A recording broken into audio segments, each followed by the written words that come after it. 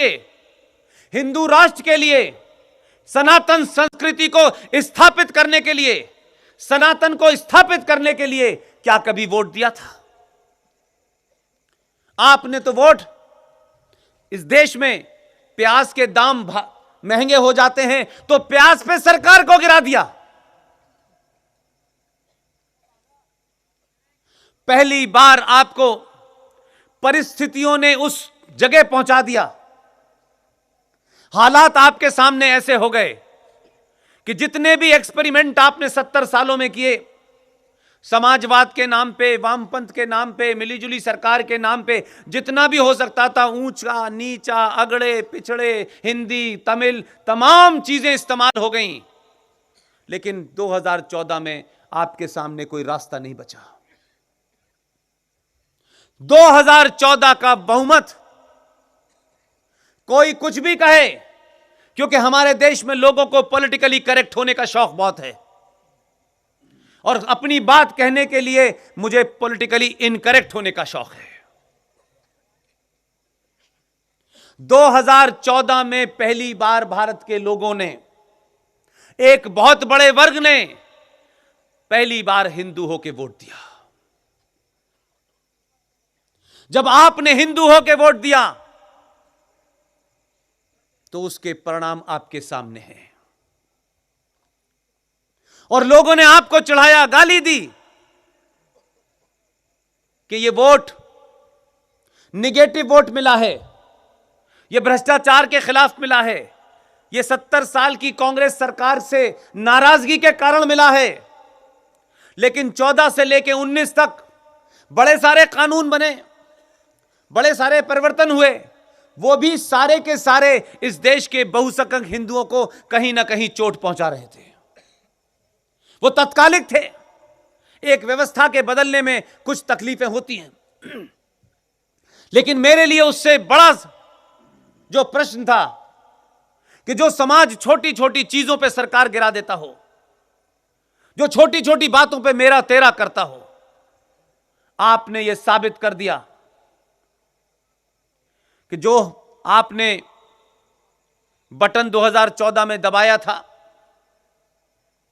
तमाम तकलीफों के बाद आपने कहा कुछ भी हो जाए हमारी तकलीफ कम है, राष्ट्र की तकलीफ बड़ी है, इसलिए दोबारा से 2019 में आपने उससे ज्यादा बहुमत दिया। और जब राष्ट्र खड़ा हुआ सरकार के पीछे, तो सरकारों के ऊपर दबाव इस बात का था, और आज भी है। इसलिए मैं आपसे विनती करने भी आया हूं, इस दबाव को 1 मिनट के लिए भी कम मत होने दीजिएगा। लगातार सरकार पे दबाव बनाए रखिएगा, सरकार को यह एहसास कराइएगा कि यह वोट हमने 2019 में सड़क बनाने के लिए नहीं दिया है। सड़कें तो कई सालों से बन रही हैं, हवाई जहाज बहुत सालों से चल रहे हैं। यह इनकम टैक्स में कितनी छूट मिलेगी, यह जीएसटी आएगा नहीं आएगा, यह एडमिनिस्ट्रेटिव फैसले हैं, यह होते रहेंगे। सरकार के ऊपर भी इस बात का दबाव है कि जिस जनता ने उन्हें वोट दिया है, पहली बार हो रहा है कि आपकी सरकार है और आप लगातार रात में भी रथ जगा कर रहे हैं। जो सोने की गलती आपने की थी 1000 साल तक, उसे आपने थोड़ा सुधार लिया है।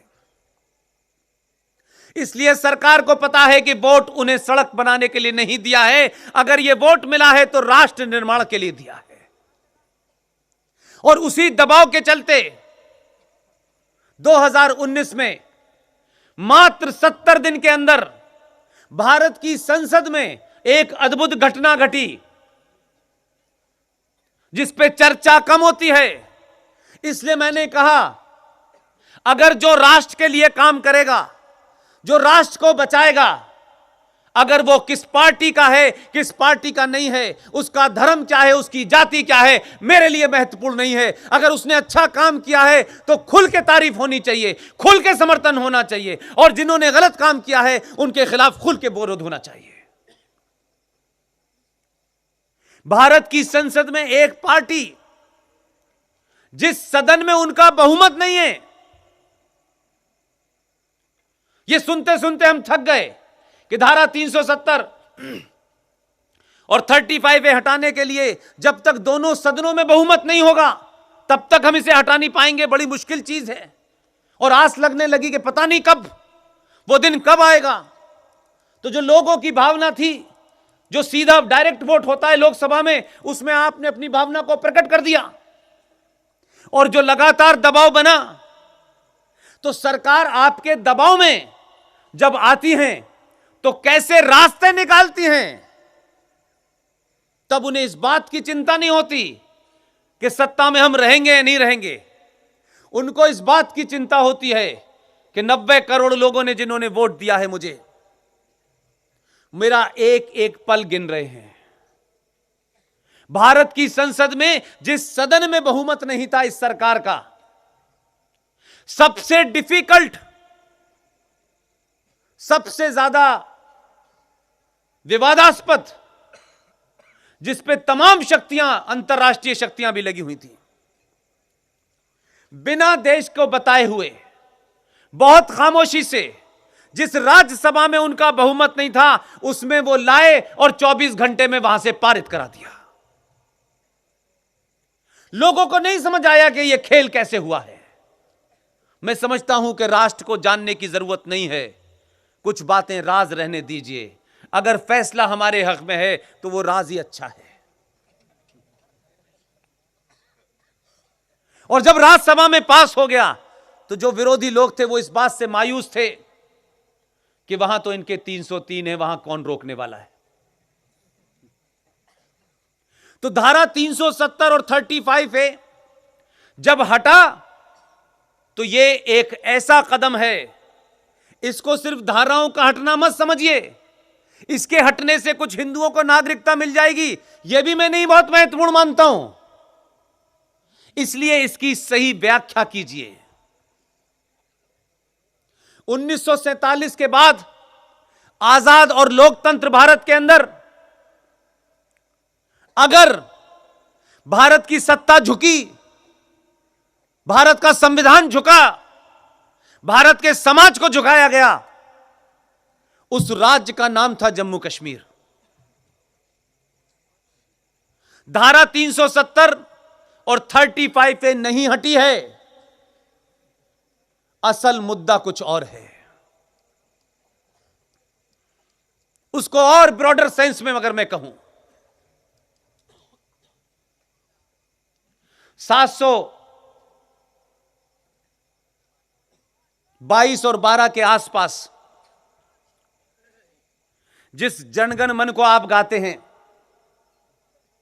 उसी जनगण मन के अंदर एक सिंध नाम का प्रांत था भारत का, जो पाकिस्तान के पास चला गया। इसलिए मैंने शुरू में कहा कि अगर इतिहास सही पढ़ाया जाता, इतिहास में छत्रपति शिवाजी के गौरव की गाथा, जिन्होंने विश्व को पहला गोरिल्ला युद्ध सिखाया, अगर ये बातें लिखी जाती।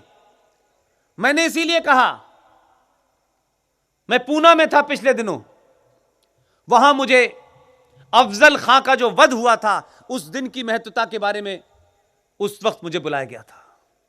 मैंने तब भी यह बात कही थी और अपने इस संबोधन में शुरू में भी यह बात कही कि सही इतिहास पढ़ लेते, कौन इस देश के विलेन थे और कौन इस देश के हीरो थे। अगर सुभाष बाबू का सही इतिहास पढ़ाया जाता तो फिर यह बताना पड़ता कि 21 अक्टूबर 1943 को नॉर्थ ईस्ट के शहर मोयान के अंदर Indian National Army Netaji Subhash Chandra Bose के साथ चल के आई और पूरे नॉर्थ ईस्ट पे कब्जा कर लिया। और 21 अक्टूबर 1943 को यूनाइटेड भारत में, अखंड भारत में एक शख्स ने करेंसी जारी की, उसने बैंक जारी किया, पासपोर्ट जारी किया और भारत के आजादी की घोषणा ब्रिटिश सरकार के होने के बावजूद की। दुनिया के 11 देशों ने, जिसमें उस वक्त का सबसे ताकतवर मुल्क यूएसएसआर, जिसे आज आप रूस के नाम से जानते हैं, 11 देशों ने मान्यता दी। लेकिन क्या हुआ? वो कौन लोग थे कि 1943 में जिस आदमी ने भारत की आजादी की घोषणा कर दी हो, प्राइम मिनिस्टर की घोषणा हो गई हो, सरकार बन गई हो, 1943 से चल के 1947 में वो आदमी गायब हो गया।